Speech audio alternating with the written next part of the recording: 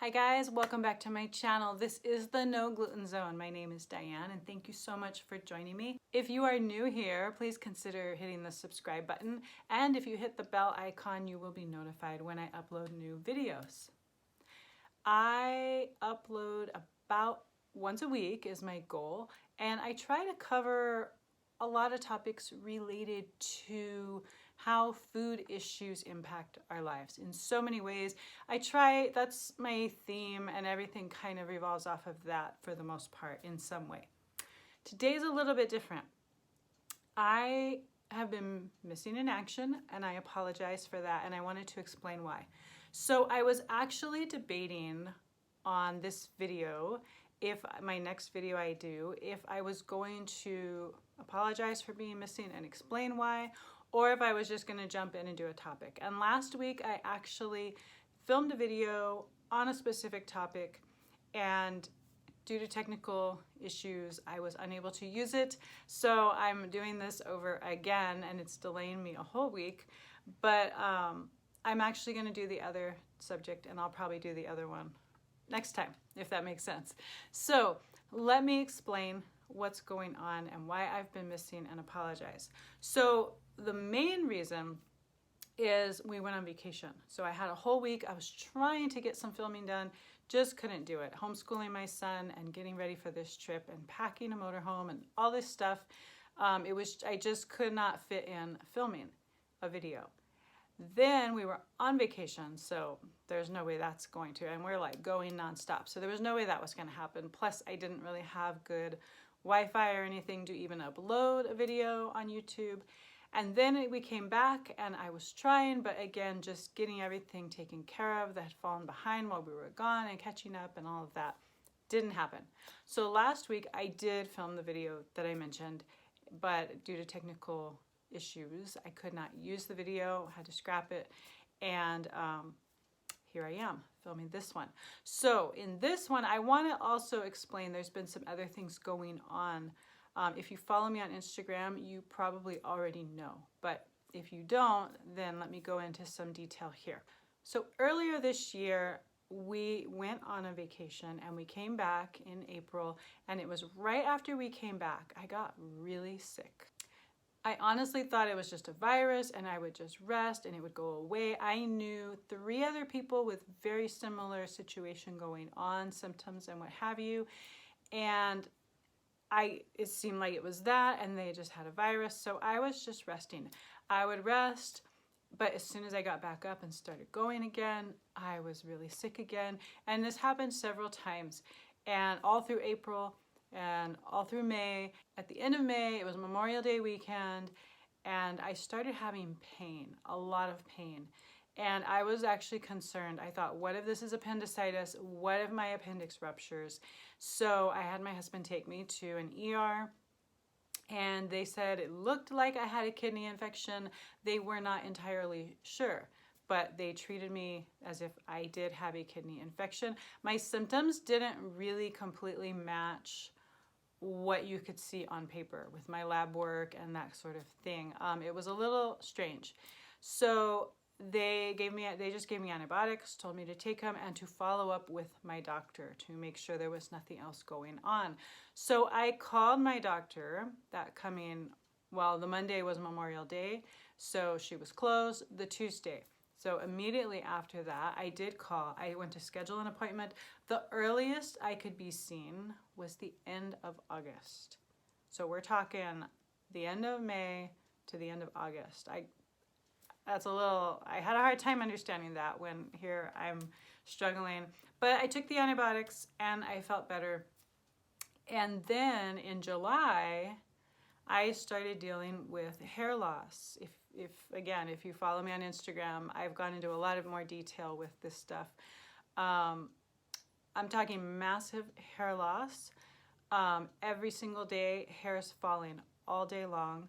A lot of days I just secure it with a rubber band just to kind of keep that from, at least they're in the rubber band, not all over my house. When I wash my hair, I'm talking chunks of hair are coming out. It's been pretty alarming and pretty hard to deal with. I have met with, because this is 3 months now. We're talking 3 months. It's still going on. I did meet with a hairdresser. My hairdresser does not deal with hair pieces, I guess is what you call it. So I did meet with a hairdresser that does. We discussed, she told me to wait just to see how bad is it going to get, and is it going to be permanent or not before I make decisions on this.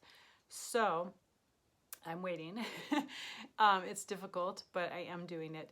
So the end of August came and I met with my doctor, and it was just a physical, you know, she asked me, how did you do after the antibiotics? Because I told her about the kidney infection situation. Told her I've been feeling fine. Everything's good. So that's the truth, except for the hair loss. I did ask her about the hair loss.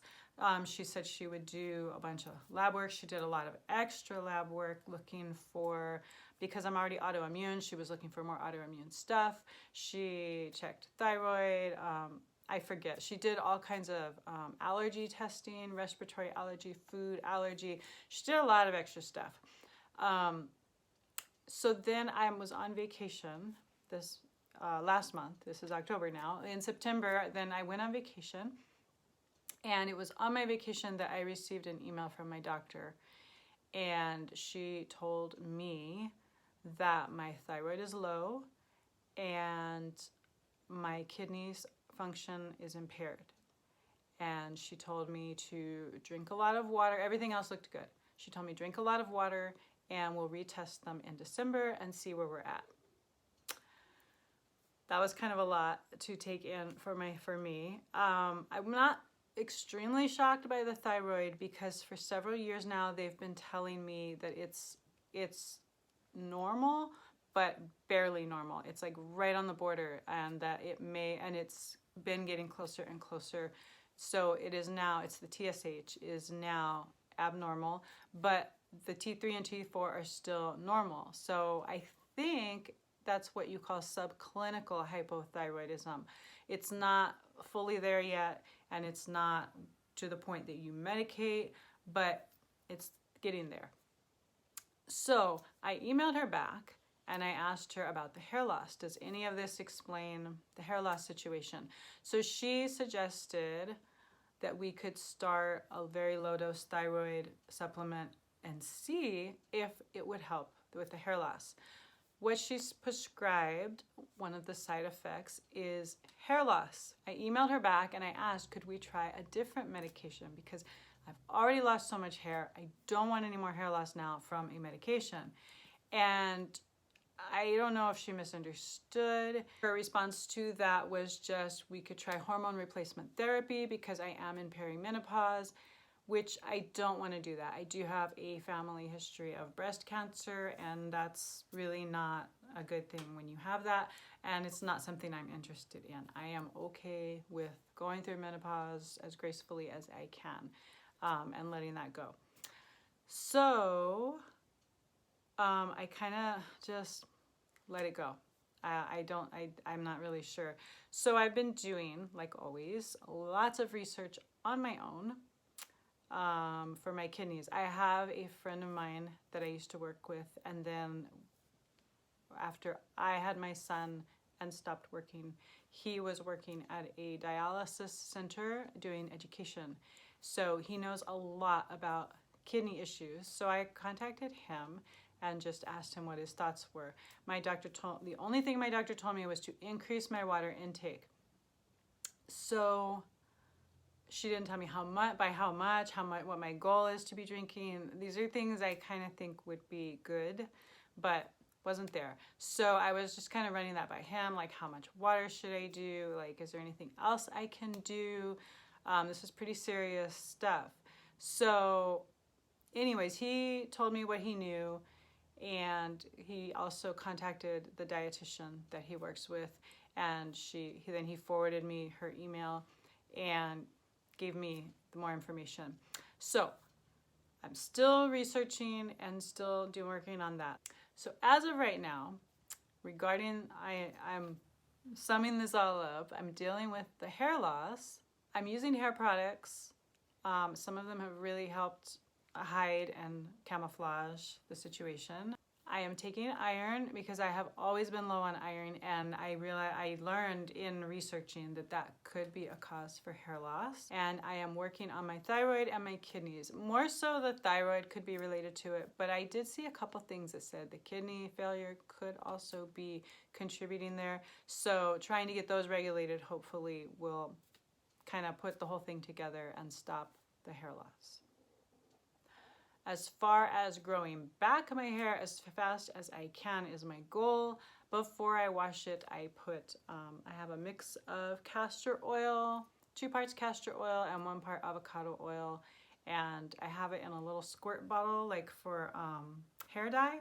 And I just go through and put it all over the scalp. And then I put some on the ends too, just to moisturize it. And I put it up in a bun, leave it up for a little while before I wash it. Usually before I wash it, I go in the sauna. That's kind of my routine. So sometimes I put it up and go in the sauna, and then I do my whole shower and wash the hair thing then.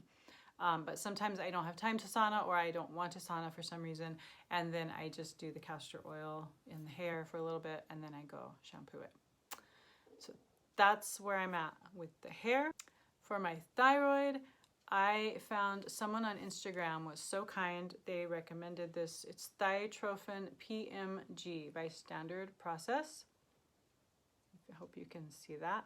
I am taking this. It is cow thyroid. And then, I don't know, this PMG is some special mix of something that they make. Standard Process only sells to healthcare practitioners.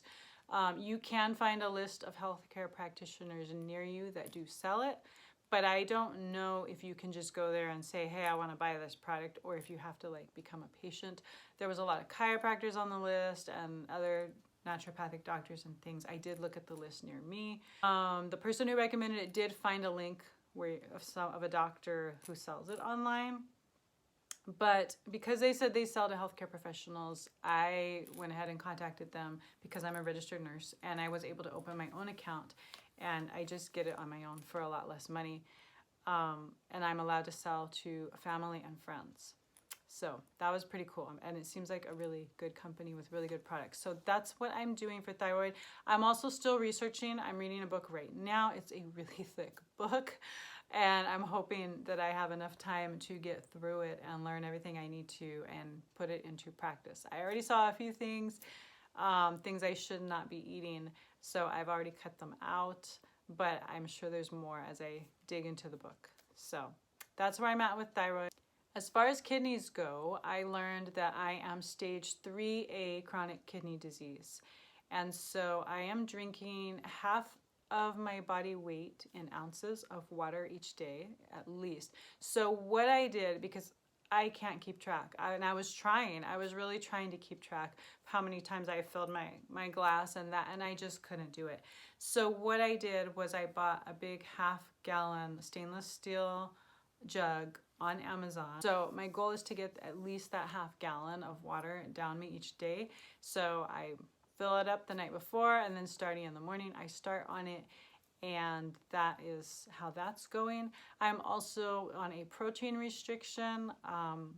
It gets confusing with kidney disease because the different stages have different requirements, and a lot of people tell me like, no, it's not a protein restriction. You just have to watch the amount of protein you eat. But for me, compared to how I've been eating, what I'm used to eating, this is a restriction.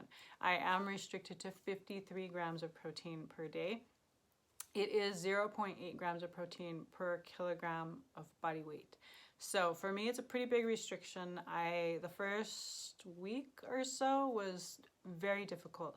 I was very hungry, and I could feel my blood sugar dropping, very cranky, having a really hard time. But I am learning as I go what things I can eat to fill me up that are still low in protein.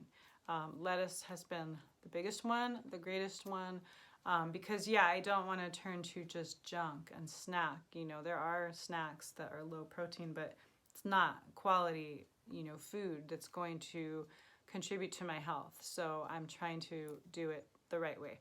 And I've been doing pretty good. I've gone over a few days where I was just like extremely hungry and I didn't have anything in the house.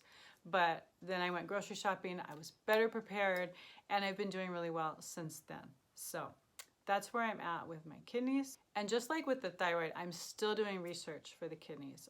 It does get complicated with the different stages, you know, trying to find recipes and things. At this time, I don't need to restrict salt or phosphorus or potassium or calories, that kind of thing. It's just the protein for me where I am right now. The two main causes of kidney disease are high blood pressure and diabetes, and I have neither, and I have no family history of kidney issues. So I am concerned because it doesn't quite make sense to me.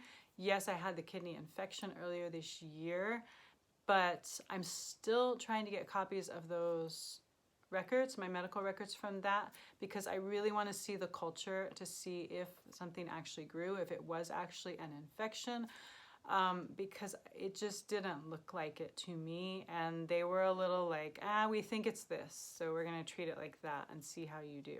So I'm really trying to get copies of those records. I'm still fighting for that. It's been quite a challenge. And I'm still just learning and trying to put the pieces together and waiting until December.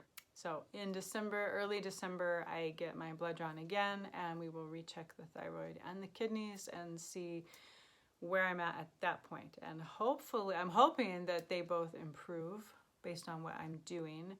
But at the same time, I still want to look into the kidney issue a little more. I'm hoping for something there just to see what's going on.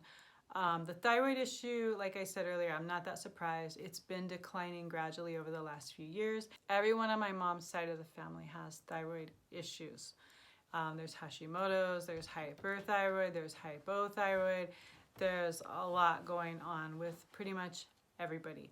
So I'm not too surprised by that one, but I am hoping that I can fix it in a natural way. So I am working on that.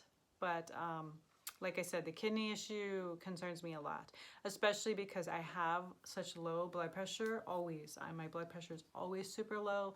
And if I get to stage 4 and they want to start dialysis, I know hemodialysis drops your blood pressure a lot. And if you have low blood pressure, you can't do it. So I'm not sure about the peritoneal dialysis. As a nurse, I never dealt with that. Hopefully that doesn't drop your blood pressure, and I will be a candidate for that if that time ever comes. But for now, I'm hoping that time doesn't come. I'm hoping I can beat this. So if you want to follow this situation more in depth, I will not be making every video on here about this. I just wanted to explain what's going on. And if you want more information about this, I do share more on Instagram. So follow me there if you want to learn more.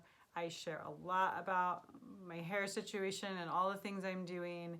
And I haven't shared a whole lot about the thyroid because there isn't a whole lot to do. I'm just taking a supplement, and I'm still researching diet-wise and that kind of thing on what to do. But kidney issue I've talked a lot about, and the hair issue I've talked a lot about. So, and I'll continue sharing and updating on there about where I'm at on my journey. So I thank you all for joining me, and I hope this was helpful and informative, and that you have a great day. Bye, guys.